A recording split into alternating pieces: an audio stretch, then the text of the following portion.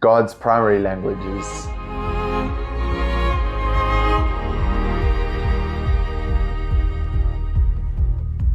silence. Hi everyone, we are halfway into the Lenten journey right now. If your Lent is going as well as mine, it's been a journey, and I am counting down the days until Easter. We're almost there. Today we're talking about something that I think is very dear to my heart because of how rare the occasion is that I get to experience it. We're talking about silence. And this video is actually going to be short because we wanted to make some kind of space for you, at least give you the opportunity to create a space of silence in your own life. Now, why silence? Just because there is so little of it. There are so few moments for us to just be, to just experience, and to just listen.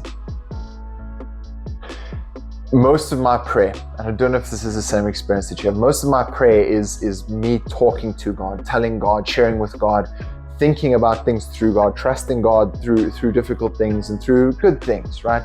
It's constantly this dialogue. But I know that one of the shortfalls, at least for me, is that I don't listen well. I don't like not having feedback or response. So in my insecurity and in my vulnerability, I tend to fill the silence, right? I tend to say stuff to fill this empty space because I don't know, maybe I'm worried that God's not listening. Or maybe I'm worried that He's not there. But if we want to hear God, we've got to stop talking, don't we? Like, we have to make space for Him to talk. And we have to give Him the opportunity to share with us what's on His heart, what's on His mind. We have to be in silence. Listening to God or trying to find God in silence is biblical. Right? Like, let's go back. First book of Kings, chapter 19. Elijah is trying to hear God. He's trying to hear what it is that God's trying to tell him. He's trying to hear what it is that God wants him to do. He's just experienced, he almost got killed. The man was in a very, very precarious place. He's just gone through a lot, to say the least. And so he's asking God to give him guidance. He's asking God to tell him where to go next, to tell him what it is that he needs to do next, right?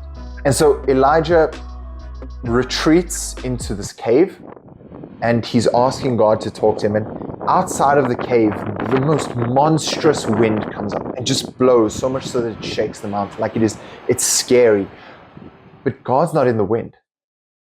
And after the wind, this earthquake hits and the world looks like it's about to fall apart, and it's strong and it's powerful and it's majestic.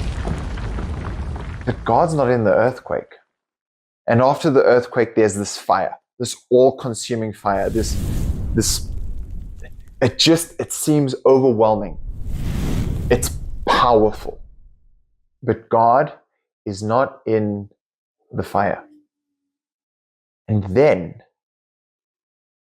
there's this gentle breeze and there's this whisper. And God is in the whisper.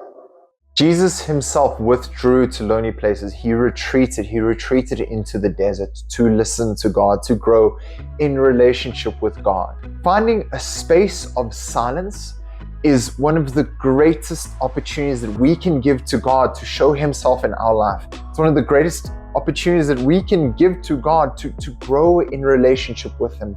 Because here, we're not talking, we're not distracted, we're silent. We're listening. It's very difficult to hear God. It is a challenge. And silence is a journey. I promise you, the first time that you sit down just silently, it's going to be uncomfortable. It's going to be difficult because this is not a place that we know how to dwell in. It's not a space that we're comfortable with because we're there so rarely. But it's in exposing ourselves to silence a little bit more, and a little bit more, and a little bit more, that we grow to hear God in the way that He's talking to us through that silence, that we grow to understand the way that God's interacting with us and the thoughts that He puts on our mind, the feelings that He puts on our hearts, and the prayers that we want to pray, the ones that we actively start praying, where we may have not prayed them before because we were distracted or we were busy or we just wanted to get the prayer done.